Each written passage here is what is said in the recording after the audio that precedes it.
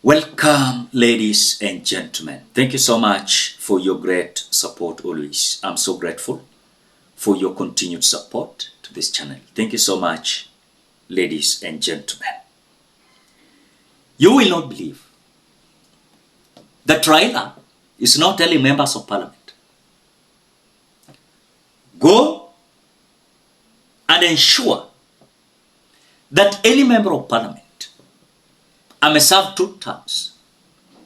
He or she must be entitled to a pension not less than 100,000 shillings. The governors have mentioned it, that governors serve the counties and they can serve 1 term, 2 terms. I've got a number of governors who have served 2 terms. In Parliament, we did an amendment so that any member of Parliament who serves 2 terms is automatically entitled to a pension. Why can we not do the same thing to the governors? A governor who has served 2 terms needs to be entitled automatically to a pension. So this is a recommendation that should come from Homabi. And members of Parliament should seize this matter and go and move an amendment in Parliament. Okay? And shall be entitled to a monthly pension of 100,000 Kenyan shillings. That is what Raila Odinga said yesterday. Now, as we speak, we are being told they are like rushing to put this into the law so that these members of parliament can benefit.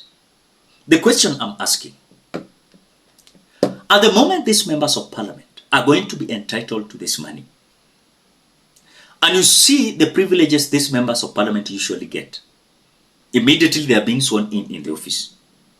For example, like mortgages, some loans, So just imagine how many members of parliament are we having who may serve 2 terms or even 3 terms. And this is going to start.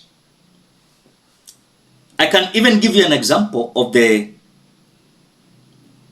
National Assembly Bills 2023 that you saw was already received in the National Assembly, and the Parliamentary Pension Amendment Number 3 Bill 2023, a bill for an Act of Parliament to amend the Parliamentary Pension Act, enacted by the Parliament of Kenya as follows. 1.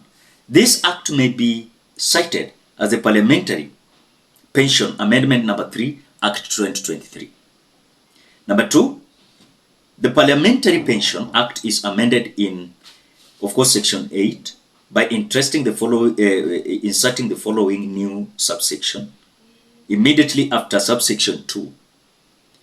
Then down there you can see, notwithstanding Section 2, a former member of Parliament who have served in Parliament between 1st July 1984 and 1st January 2001 and is entitled to pension under this section, and whose monthly pension amounts to less than 100,000 shillings, shall be entitled to a monthly pension of 100,000 Kenyan shillings. This was a supplementary amendment bill that was already being proposed by these members of parliament. When Raila Odinga said this yesterday, this was something that already they were pushing to benefit them. I want us to have a conversation with this issue of course, amending this Pension Act to favor members of parliament. And I can ask you, how many members of parliament may serve 2 terms? We are having many of them, some dead, some alive. How are they going to have mechanisms to stipulate this? While when it comes to people's issues, today wangekuwa wanatuwestia time wakidiscuss Gachagua, wakidiscuss the 2nd term of William Ruto. But when it comes to something benefiting them, they are already acting on them. Ladies and gentlemen, before you continue, as you always do, ensure you like the video. When you like the video, you automatically support the work that I'm doing in this channel, because sometimes you watch and forget liking the video. So this is just a reminder. As you watch, please consider liking the video. Thank you so much for that like. When I saw this and I heard Raila Odinga saying yesterday, I asked myself several questions, which I don't have answers as you speak. Reason number one, they cannot speak about the issues of Kenyans. They want to speak about their own issues. They don't want to represent Kenyans, but they want to represent themselves. When you look at the salary these individuals are having, 1 million and above per month, these individuals are being given mortgages. These individuals, they are saving their money. These individuals, they can go to any bank and they can give them millions of money. Are you getting that? But when it comes to the people's issues, best issues, they argue as if they never went to school. So now they are going to entitle themselves to a pension of not less than 100,000 Kenyan shillings to benefit them after they have been kicked out, after serving 2 terms. So when you look at this issue of members of parliament being encouraged to do so, it is something that is going to benefit them, not Kenyans. And again, it is taxpayers' money. Taxpayers' money, not their money they have saved or contributed. So you can understand the way now it is about leadership, not the people. It is about the leadership, not the people.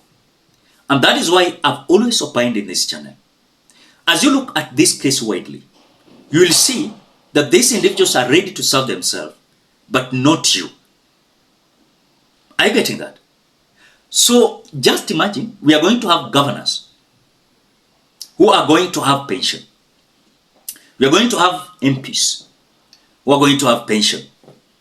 We are going to have MCs having pension.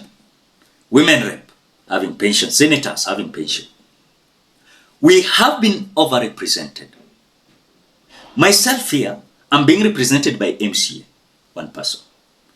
Senator, women representative, governor, deputy governor, MP, president, watu saba. They are representing me. But at the end of the day, there's nothing I'm benefiting from the so-called this leadership. But once this has been settled, not the common mwananchi who is going to benefit. It is who? The leadership. So I disagree with the proposal. Let anyone who is working, elected, wewe lipa NSSF. Ukitoka hapo ubenefit. Si kuna pesa ingine inatoka behind the scene, ati sasa, kama for example a president or deputy president who has retired, entitled to this pension, now everyone is going to have pension. It means we are going to have a lazy society, whereby someone will just go there for the sake, doing shoddy work. Then later, even after serving 2 terms, he understand or she understand she's going to get or he is going to get something at the end of the month, despite of him not even being the member of parliament. So I think the scheme there is not clear, because already the members of parliament are having the saving scheme. They know it. And they are saving heavily. What about the pension? Yenye nakuja backdoor. Ladies and gentlemen, what do you think? Drop your opinion at the comment section below.